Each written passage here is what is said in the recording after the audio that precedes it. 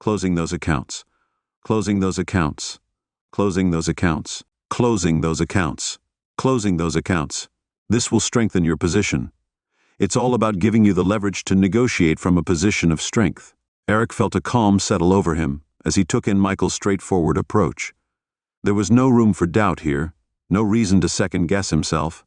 He could see the path ahead more clearly with Michael's help guiding the way.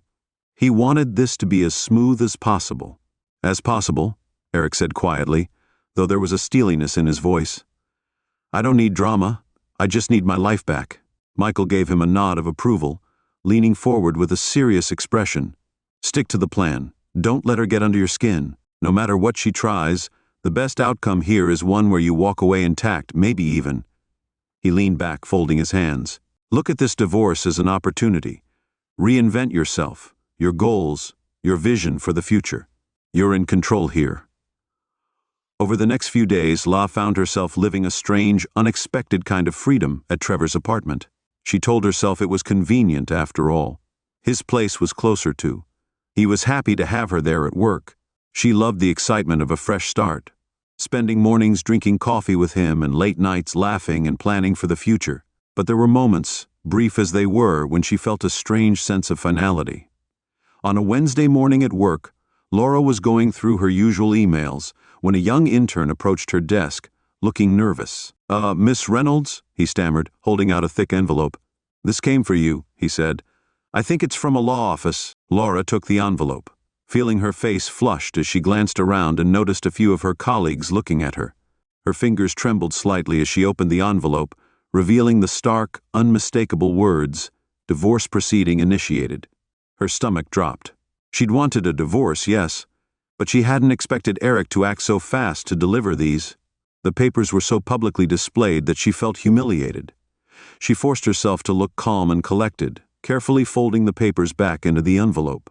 However, her mind was a whirlwind of emotions, anger, frustration, and a bitterness. She hadn't anticipated the way he'd done this in front of everyone. It felt like a calculated move, as if he knew how much. She hated being embarrassed. She valued her reputation at work and felt exposed and vulnerable. If he wanted to play it that way, she thought, fine. Her anger simmered beneath her professional mask, hardening into something sharper. She needed to release it that evening. Laura drove to Eric's house. Her knuckles were white on the steering wheel. Her mind was a haze of rage. She fumed. Her mind replayed the humiliation she felt at the office, the shock of those divorce papers arriving so coldly without a word from Eric.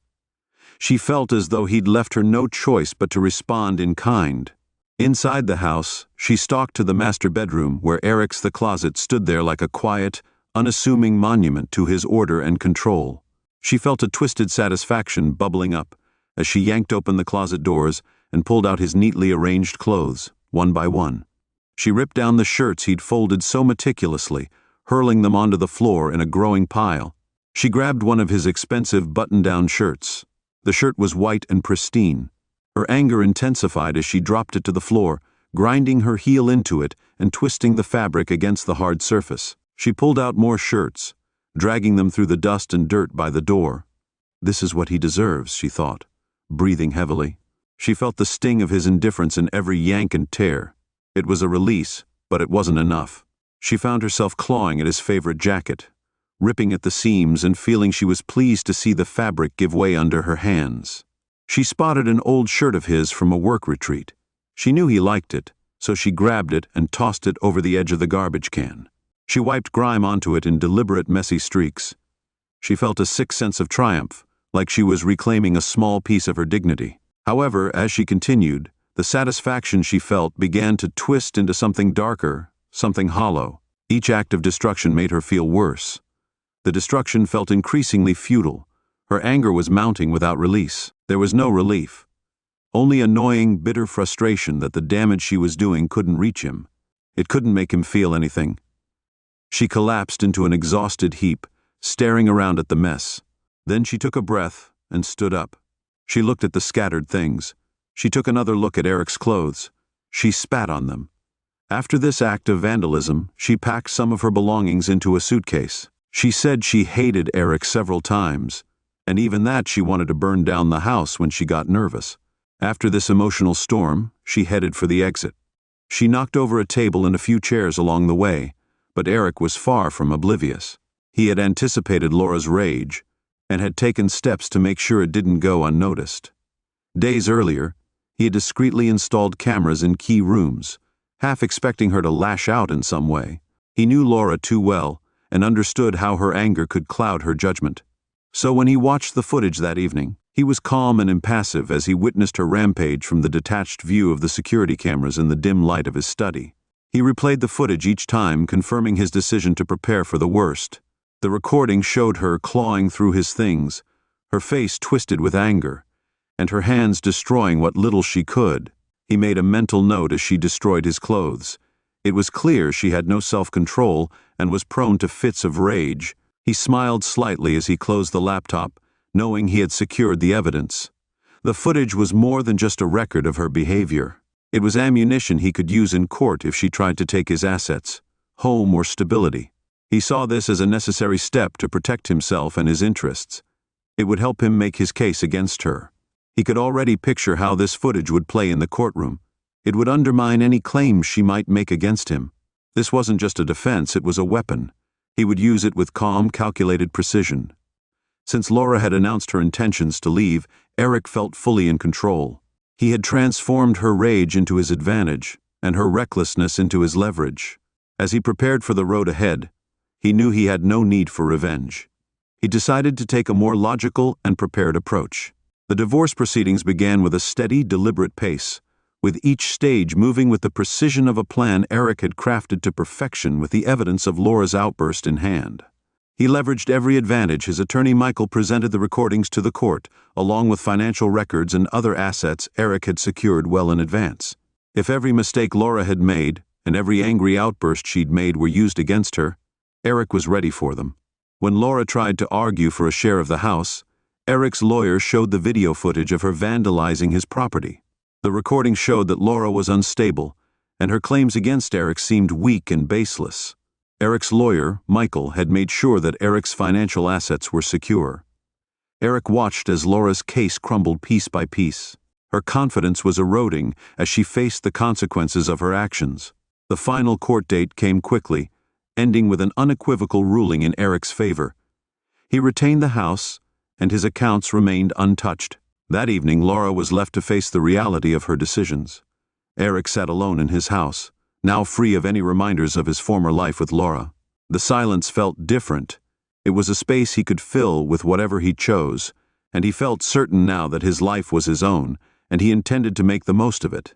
3 months later, on an ordinary Saturday morning, Eric stopped by his favorite coffee shop, a place he'd come to appreciate in his new routine. He was waiting for his order when he spotted a familiar face standing by the window. It was Trevor. They recognized each other and exchanged a nod. "Eric," he said, trying to muster a polite smile. "Didn't expect to see you here." "Likewise," Eric replied, his face impassive as he looked Trevor over. The man seemed thinner, a little more worn around the edges, as if carrying a strain he hadn't expected. When Eric saw him, he raised an eyebrow, looking a little curious. "I see," he said simply, with a hint of sarcasm in his voice. Trevor shifted uncomfortably, glancing away before continuing. "I don't know if you're interested, but Laura's pregnant," he said, his voice trailing off as he looked back at Eric. There was a hint of hesitation, as if he wasn't quite sure how Eric would react. Eric's face remained carefully neutral, but inwardly he felt an undeniable. It was a bit ironic, seeing as Laura was the one who'd tried to escape the confines of their marriage for a life of freedom. Now she was tied to Trevor with a child on the way. It was almost poetic. "Congratulations," Eric said, his voice betraying a touch of amusement. "I hope you're prepared for her unique temperament." He let out a weary sigh, rubbing the back of his neck.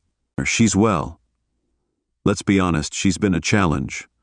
The mood swings, the hysterics, it's been tough. I didn't realize how much work it would be." Eric nodded, a hint of sympathy in his voice.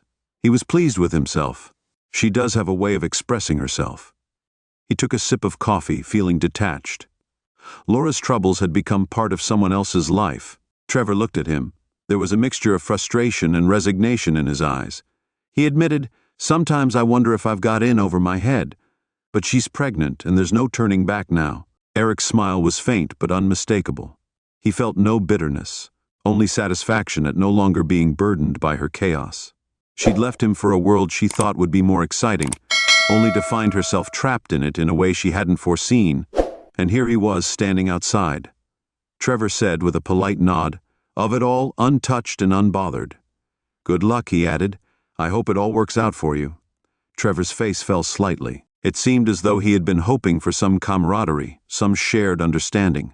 But Eric was already turning away, his coffee in hand, his thoughts focused forward on a life that was finally his to build, free of the past and all its baggage. If you enjoyed the story, please subscribe to the channel. I wish you a great mood and good luck.